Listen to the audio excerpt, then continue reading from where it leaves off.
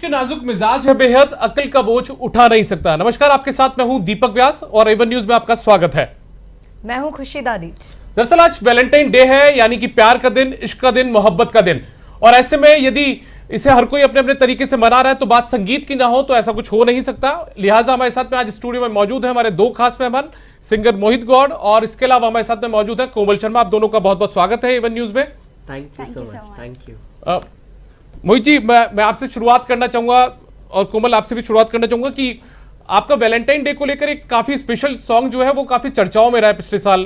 Last year हम बात करें तो यदि उसी से हम हमारे इस कार्यक्रम की शुरुआत करें तो आपसे चाहेंगे कि दर्शकों के लिए आप उस गाने को एक बार गाएं हमारे साथ में। ये जो सॉन्ग इस बार रिलीज हुआ है, इस सॉन्ग का नाम है फिर मुझे दिल से पुकार 2। और इससे कुछ साल पहले ये सेम सॉन्ग रिलीज हुआ था, सेम टाइटल का, फिर मुझे दिल से पुकार 2। ये दोनों सॉन्ग का जो मेन हुक लाइन है, मेन जो लाइन है वो सेम है।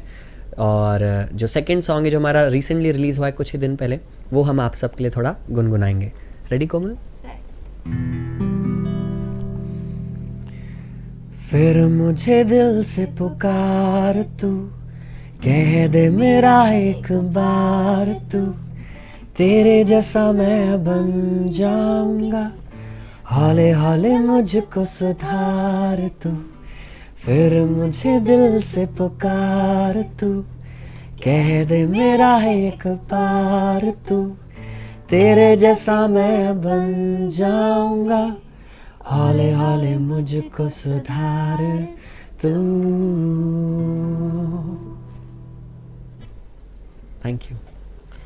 मोहित, मैं आपसे जानना चाहता हूँ इसकी शुरुआत, आखिर आपने जब आप सिंगिंग के इस क्षेत्र में आए तो कैसे इसकी शुरुआत हुई आपकी?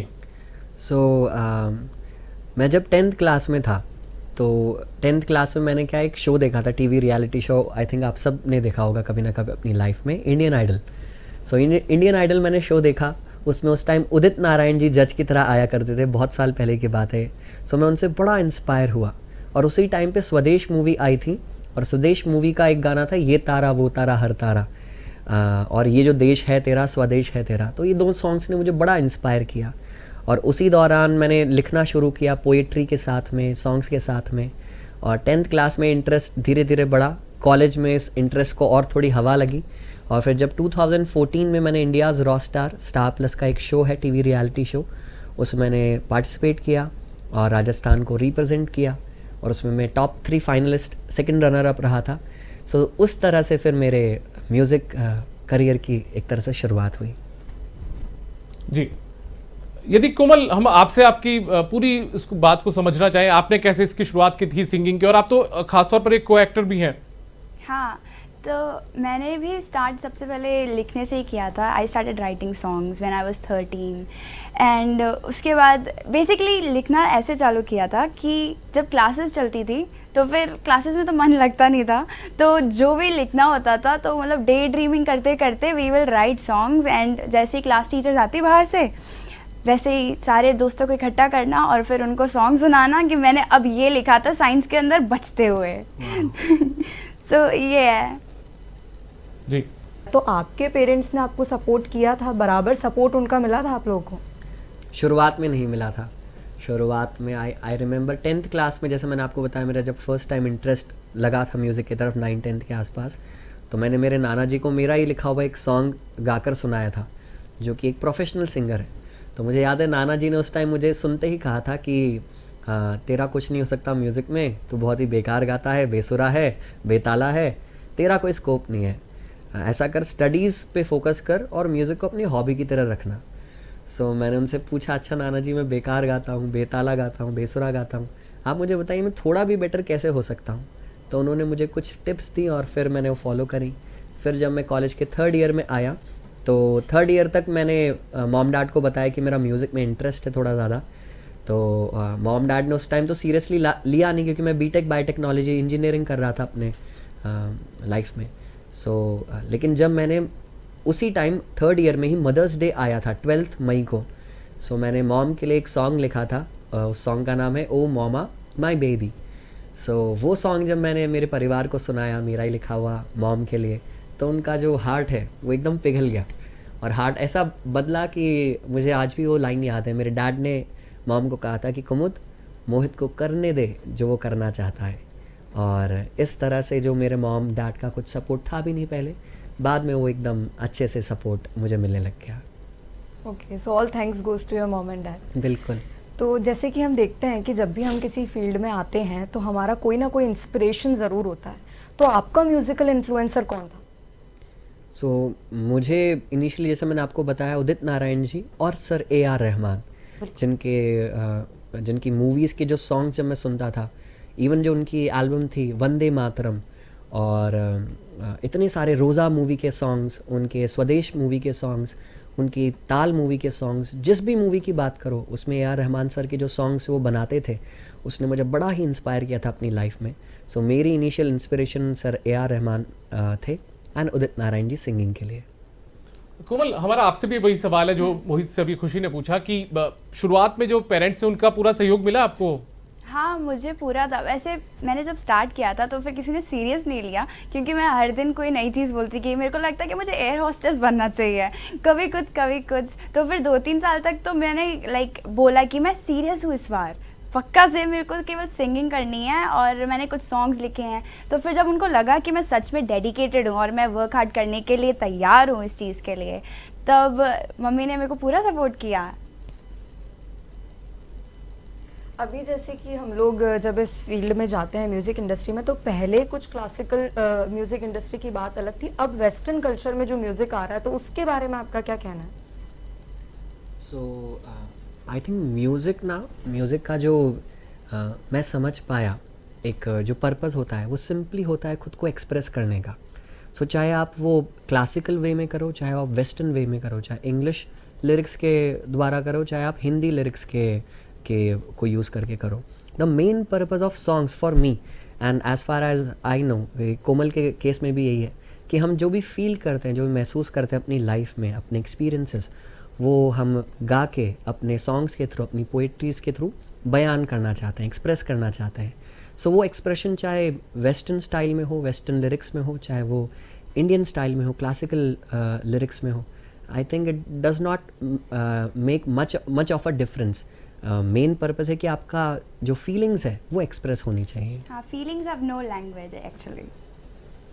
चलिए, आज वैलेंटाइन डे है, शुरुआत करते हैं हम हमारी इस पूरे कार्यक्रम की। तो यदि आपसे हम मतलब कुछ सुनना चाहें वैलेंटाइन डे के मौके पर, कोई प्यार भरा नगमा या कोई बात? सो यही जो हमारा फिर मुझे दिल से पुकार 2 सॉन्ग है, अगर आप कहें तो हम वही थोड़ा सा आपके लिए गुनगुनाएं। बिल्कुल। सो इसकी शुरुआत मुझे लगा कि आप दोनों को आई थिंक पोइट्रीज़ में बड़ा इंटरेस्ट है। मैं शुरुआत में सुन भी रहा था कि आप कह रहे थे कि मैंने कुछ लिखा है, वो लेकर आइए ज़रा।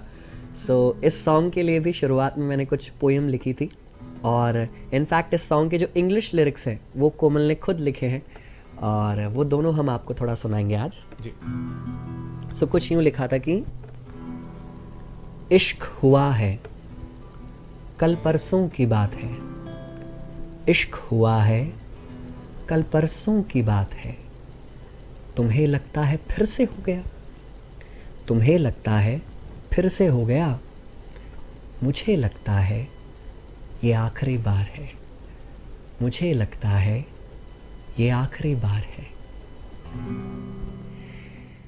फिर मुझे दिल से पुकार तू, कह दे मेरा एक बार तू, तेरे जैसा मैं बन जाऊंगा, हौले हौले मुझको सुधार तू। फिर मुझे दिल से पुकार तू, कह दे मेरा एक बार तू, तेरे जैसा मैं बन जाऊंगा, हौले हौले मुझको सुधार तू। You're in my heart, got me glued from the very start. For you I wished on every shooting star. My wish came true when we exchanged our hearts. So I played this tune on my guitar. मोहित, एक चीज और हम आपसे आगे बढ़ेंगे इस चर्चा में। जैसा मैंने आपके बारे में सुना और पढ़ा, उसके बाद में एक नई जानकारी और आपको लेकर जो हमें मिली है वो ये है कि अब आप जो ये फिल्मी दुनिया और जो चकाचौंध की दुनिया, इसके साथ साथ आप भजनों की तरफ भी चले गए, यानी अध्यात्म की तरफ। क्या उसके पीछे क्या मतलब ये पूरी वो है, क्योंकि आपके चेहरे पर मैं तिलक भी देख रहा हूँ, तो ये पूरे कृष्ण भक्ति में आप डूबे हुए नजर आ रहे हैं। और कृष्ण की यदि बात की जाए तो वो खासतौर पर प्रेम के प्रतीक के रूप में पूजे जाते हैं। बिल्कुल। सो आई एम वेरी सरप्राइज कि आपने मुझसे ये क्वेश्चन पूछा।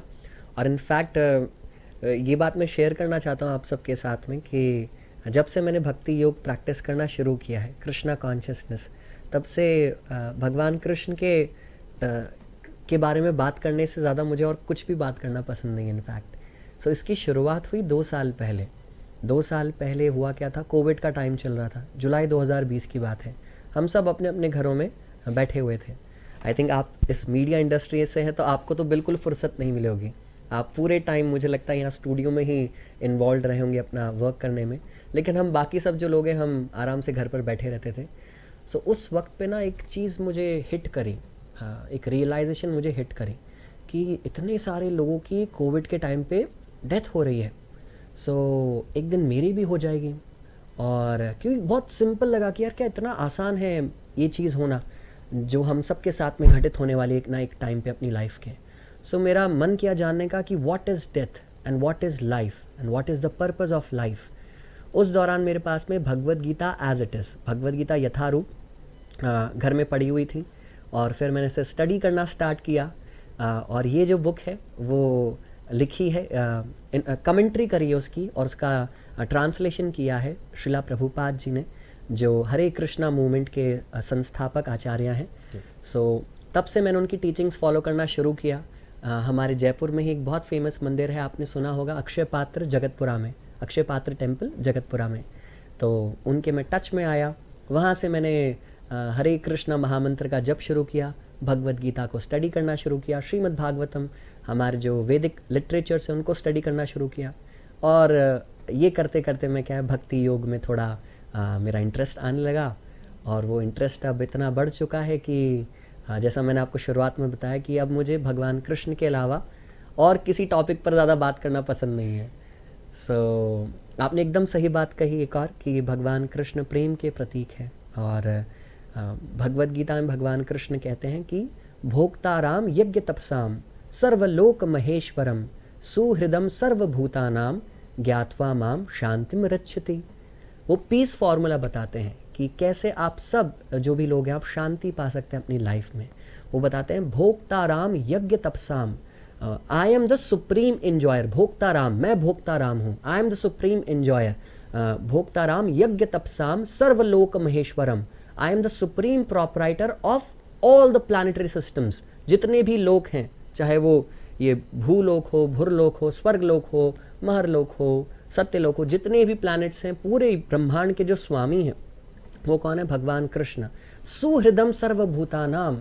और भगवान कृष्ण कैसे प्रेम करते हैं? वो सभी जीवों से वो बहुत ज़्यादा प्रेम करते हैं और कहते हैं कि मैं सभी का सबसे बेस्ट फ्रेंड हूँ। सुहृदम सर्वभूतानाम। और जिस व्यक्ति ने ये जान लिया है उसके साथ में क्या होता है? ज्ञात्वा माम शांतिम रक्षति।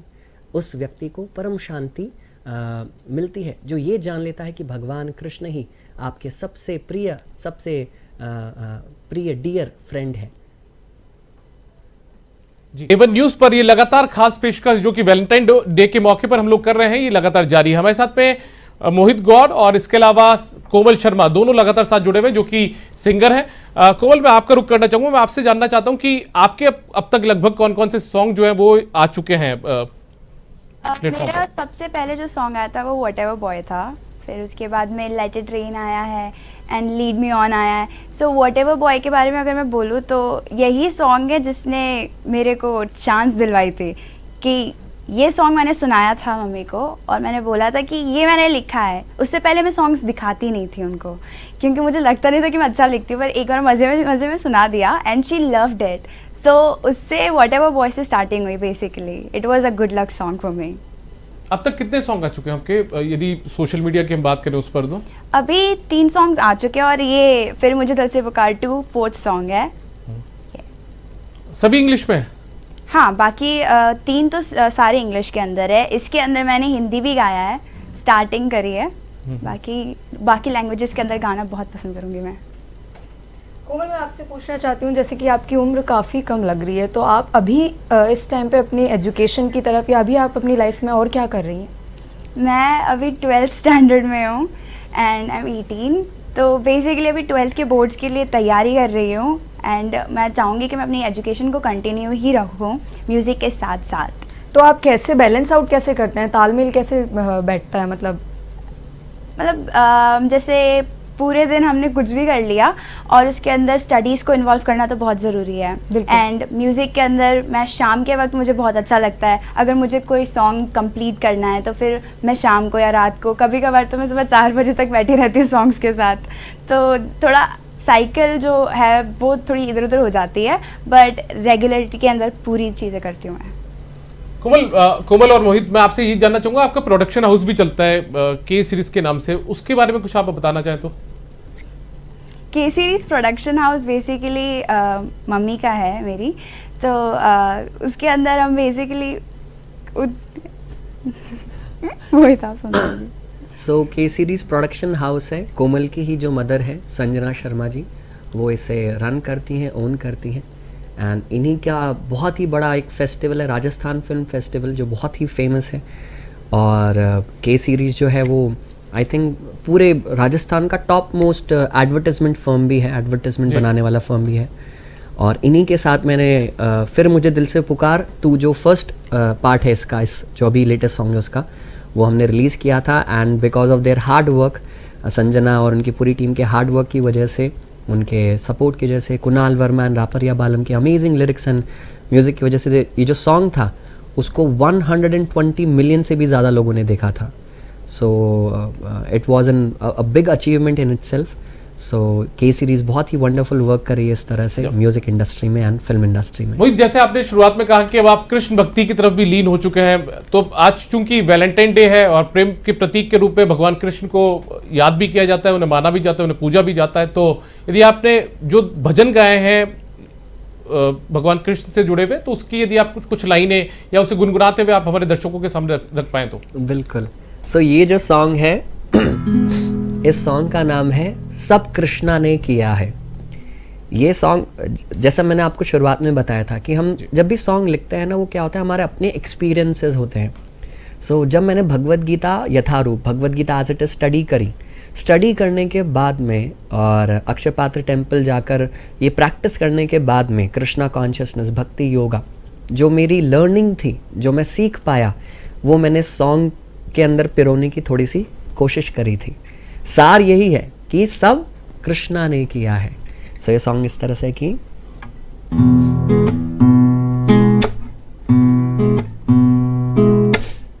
मटकी से माखन की चोरी, थामे सब सांसों की डोरी, गोपी की बैया मरोड़ी, कर दी तारों की चंदा से जोड़ी, गोकुल में गैया चरावे, दुनिया भी वो ही चलावे, सब कृष्णा ने किया है, सब कान्हा ने किया है, गोविंदा ने किया है,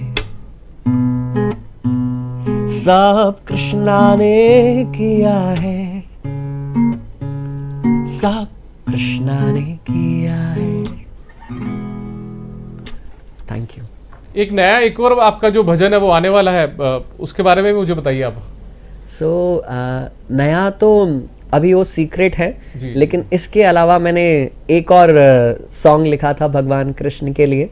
उस सॉन्ग का नाम है कृष्णा से जाके कह दूंगी।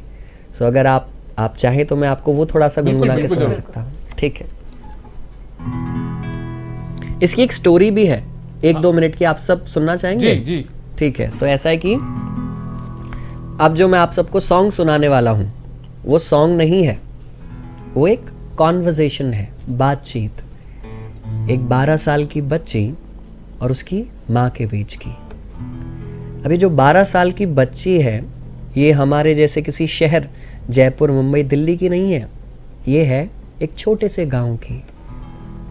वो गांव जहां आज भी मिट्टी से बर्तन धुलते हैं, रोटियां चूल्हे पे सिकती हैं, लोग बैलगाड़ी से सफर करते हैं। अब इस छोटी सी बच्ची का नाम बचपन में कुछ भी रखा गया हो, इसने अब अपना नाम राधा रख लिया है। राधा। पूछिए क्यों? पूछिए ना। क्यों? अजीब प्रेम है, अथाह प्रेम, कृष्ण प्रेम, इतना गहरा प्रेम कि पूरे गांव को कह चुकी है, कान्हा जी आप सबके भगवान होंगे, मोरे तो सैया है सैया, और जब भी मिलेंगे ना ब्याह कर लूंगी उनसे। अब इनके गांव से दूर एक शहर है माया नगरी, और माया नगरी में इन दिनों एक भव्य मंदिर का निर्माण हुआ है। कहा जाता है कि उस मंदिर में हमेशा भगवान कृष्ण सैटरडे संडे को आते हैं और सब भक्तों से मिलते हैं, उनको दर्शन देते हैं, उनसे बातें करते हैं। ये बात जैसे ही राधा के कानों में पड़ी, उसने तुरंत अपनी पोटली बांध ली और चल पड़ी माया नगरी की ओर।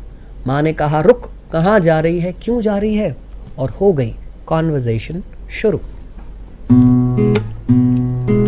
सो माँ ने पूछा कहाँ जा रही है, क्यों जा रही है। बच्ची कहती है कृष्णा से जाके कह दूंगी तुम हो मोरे सैया, मोरे सैया। कान्हा को जाके कह दूंगी तुम हो मोरे सैया, मोरे सैया। माँ कहती रे पगली रे, मिलते ना वो ठगती रे, दुनिया उसके नाम पे करती है काले काम रे उस माया नगरी में। और धुरते है सारी नगरी रे, बाबा पहन के असली रे, चोगा फिरते नकली, दिल और काले मन की पोटली उस माया नगरी में। सो बच्ची कहती है रख लेंगे मेरा पूरा ध्यान रे, वो है मोरे सैया, मोरे सैया। वारी हूँ मैं तन मन और जान रे, वो है मोरे सैया, मोरे सैया। बहुत उम्दा। Thank you. अब हम बात करते हैं कोमल से। कोमल, एज अ म्यूजिशियन आपको क्या लगता है कि एक म्यूजिशियन के लिए सबसे ज़्यादा डिफ़िकल्ट चीज़ क्या होती है? सबसे डिफ़िकल्ट चीज़ वैसे वेरी करती है, क्योंकि हर एक म्यूजिशियन अपने आप में बहुत ज़्यादा क्रिएटिव होता है and everyone has their own personality, और जिस तरीके से वो चीज़ों को देखते हैं, परसेप्शंस। तो अगर हम मेरी बात करें तो मेरे लिए सबसे डिफ़िकल्ट चीज़ है कि हमेशा ट्राई करना कि मैंने जो पहले किया है उससे थोड़ा और ज़्यादा सही से करना कोई भी चीज़ को जो आगे आ रही है, जिसके अंदर कभी कभार सेल्फ क्रिटिसिज्म, सेल्फ सैबोटाज ये बहुत ज़्यादा होता है। तो बेसिकली मेरी आर्ट को मैं किसी और के परसेप्शन के ऊपर जज ना करूँ। तो आई थिंक कि आर्ट को आर्ट रहने देना चाहिए, उसको जज नहीं करना चाहिए। सो ये एक चीज़ है जो म्यूजिशियंस के लिए बहुत इंपॉर्टेंट होनी चाहिए, जो मैं अभी भी सीख रही हूँ। कोमल, यदि आगे की बात करें तो आपकी बेहद कम उम्र अभी है और आपने काफ़ी जो गाने हैं वो भी लिखे हैं, गाए भी हैं। और यदि आगे की हम बात करें तो सपना क्या है आखिर आपका? मेरा सपना है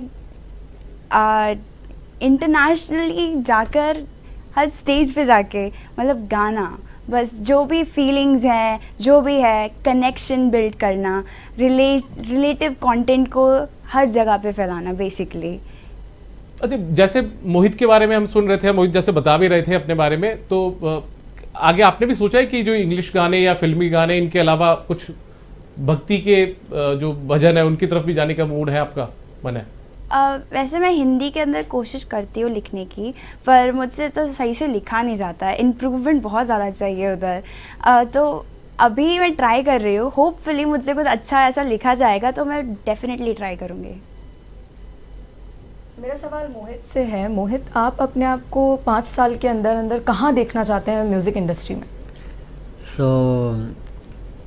अच्छा, इसका ना जो जवाब है थोड़ा सा आई थिंक हो सकता है आप सबको ये एक्सपेक्टेड ना हो, लेकिन आज से 5 साल बाद क्या होगा उसका जवाब मैं 5 साल पहले की एक घटना से, एक इंसिडेंट से बताना चाहता हूँ। सो करीबन 4-5 साल पहले मेरे बहुत ही अच्छे दोस्त ने मेरा एक छोटा सा इंटरव्यू लिया था। तो उसमें उन्होंने मुझसे यही पूछा कि मोहित, आप इन फ्यूचर आप क्या देखते हो, मतलब लॉन्ग फ्यूचर जो है आपका, उसमें आप क्या चाहते हो करना। सो मेरे क्या है, बचपन से ना बहुत सारे क्वेश्चंस थे कि हु एम आई, मैं कौन हूँ, ज़िंदगी का पर्पस क्या है, ये यूनिवर्स किसने बनाया है, क्यों बनाया है, what is the purpose of this existence. So ये सब अपना म्यूज़िक करते करते, अपनी स्टडीज़ करते करते मैं इस तरह के एग्जिस्टेंशियल क्वेश्चंस के आंसर्स ना अपनी लाइफ में ढूंढा करता था। तो मैंने उनको जवाब दिया कि ये म्यूज़िक वगैरह मैं थोड़े टाइम के लिए कर रहा हूँ, उसके बाद में मैं जाऊँगा हिमालय की पहाड़ियों में और मैं छोटा सा आश्रम खोलूँगा और मैं वहाँ पे ध्यान करूँगा, मेडिटेशन करूँगा और इन क्वेश्चंस के आंसर्स को ढूंढने की कोशिश करूँगा। सो अब बात आती है कि 5 साल बाद मैं कहाँ देखता हूँ।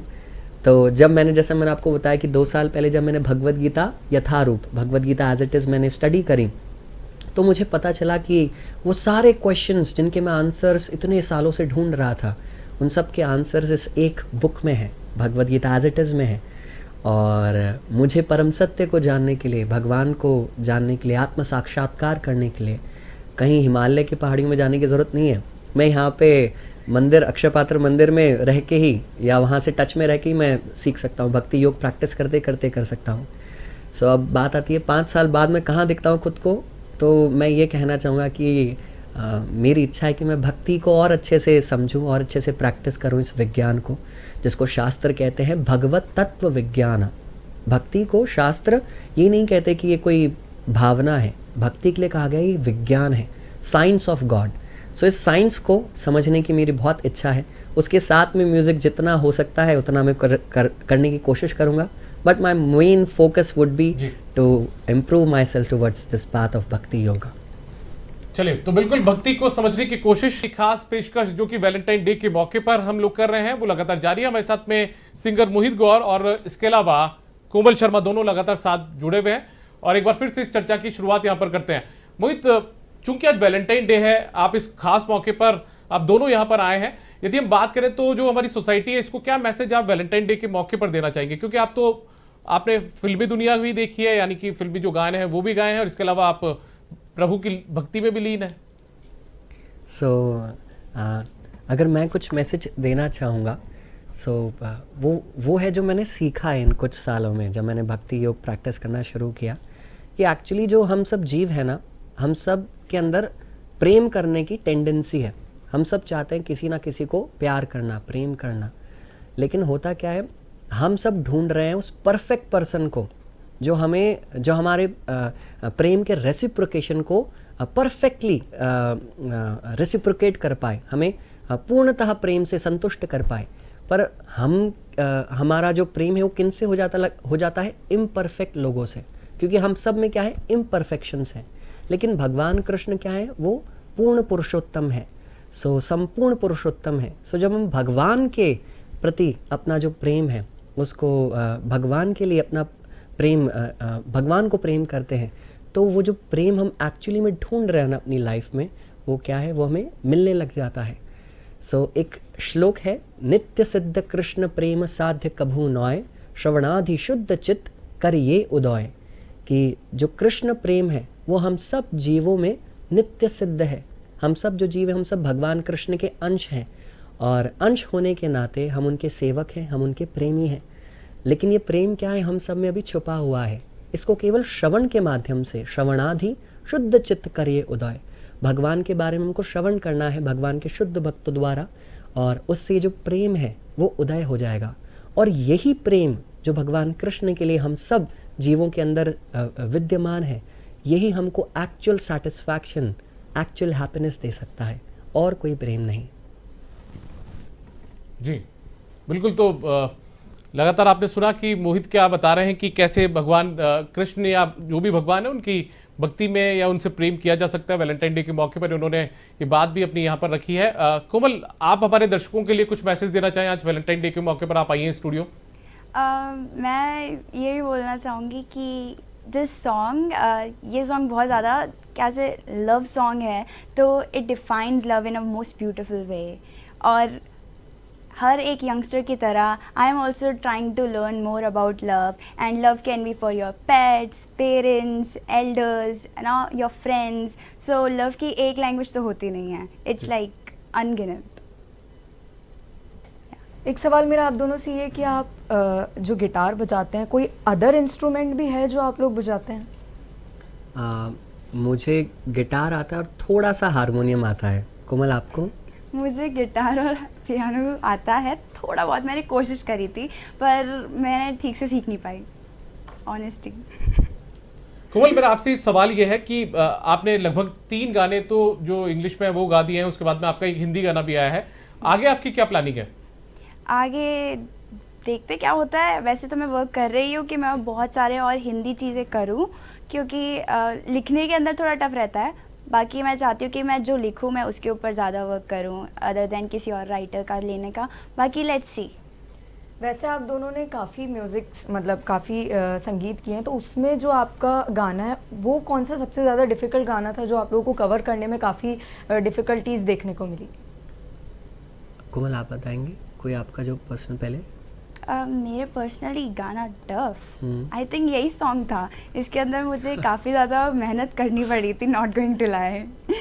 एंड एक्चुअली आई थिंक मेरा भी सबसे टफ सॉन्ग ये सेकंड वाला ही था, क्योंकि उस दौरान मेरी थोड़ी सी तबीयत ख़राब थी और कोमल भी आई थिंक उस स्टूडियो में मौजूद थी।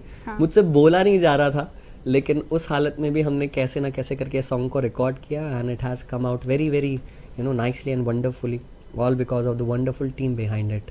So thank you so much. Exactly. तो आप दोनों ने, जैसे कि आप एक दोनों म्यूजिशियंस हैं, तो जो आगे की जनरेशन कोई ना कोई होगा जो म्यूज़िक इंडस्ट्रीज़ में अपने आप को, अपने करियर को आगे बढ़ावा देना चाहता होगा, तो आप एस्पिरेशंस, म्यूज़िक एस्पिरेशंस के बारे में आप क्या कहना चाहेंगे? उनको क्या बताना चाहेंगे आप म्यूज़िक इंडस्ट्री के बारे में? हाँ, बताइए। सो मैं ये कहना चाहूँगा कि जो हर चीज़ भी हम कर रहे हैं, चाहे हम म्यूज़िक कर रहे हों, चाहे अपना कोई भी पैशन परस्यू कर रहे हों, अल्टीमेट जो गोल है उन सब चीज़ों से वो क्या है, हैप्पीनेस को पाना।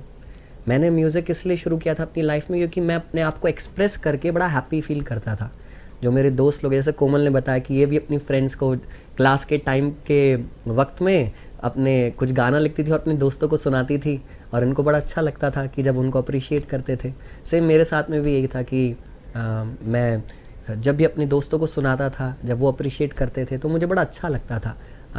आई used to feel very happy. So whatever you are doing in your life, be it music, be it anything else, you are doing actually it for the sake of happiness that is within pursuing that thing.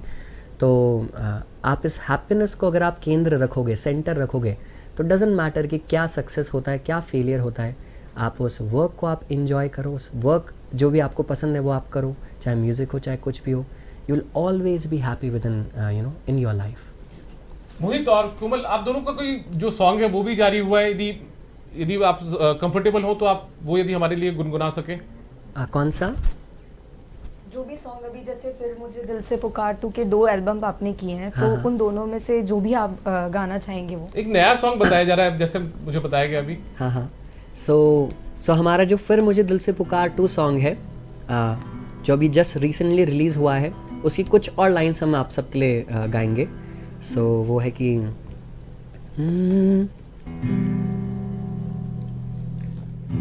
तेरा था मैं, तेरा ही हूँ, तेरा रहूँगा मैं सदा। देखे कोई सूरत मेरी, दिखता है चेहरा ही तेरा। You are the drug for me. With you I'm never lonely. मैं भी मुझ में हूँ कहाँ, सारी तेरी हो चुकी, अब होश है ना खबर, कुछ इस तरह खो चुकी। Thank you. और आपको बता दें कि जो कोमल और मोहित है, इनका एक गाना और है वैलेंटाइन डे स्पेशल, उसको भी मैं गुजारिश करूंगा कि एक बार वो भी प्ले करके बताया जाए कि आखिर कैसे इन्होंने वो गाया था।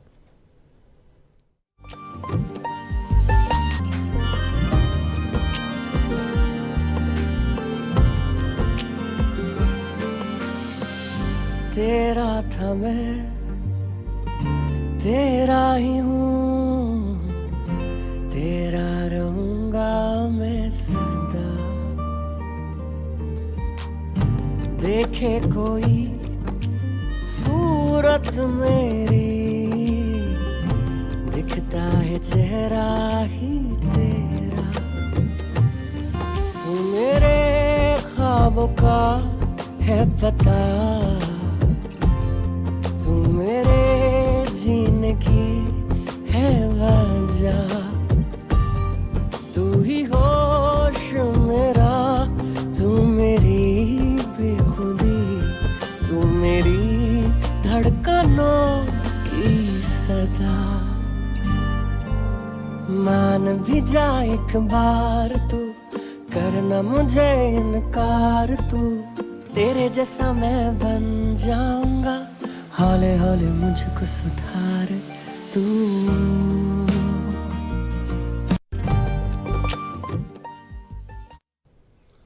तो आपने सुना इस गाने को और आपने देखा भी मोहित और कोमल दोनों को, लेकिन चूंकि अभी जो कार्यक्रम है वो हमारे आखिरी पायदान पर है, तो एक बार मैं मोहित और कोमल आप दोनों से गुजारिश करूंगा कि आपने जो गाने आज तक गाए हो साथ में, तो वो भी यदि जाते जाते यदि आप हमारे दर्शकों के लिए गुनगुना सके तो।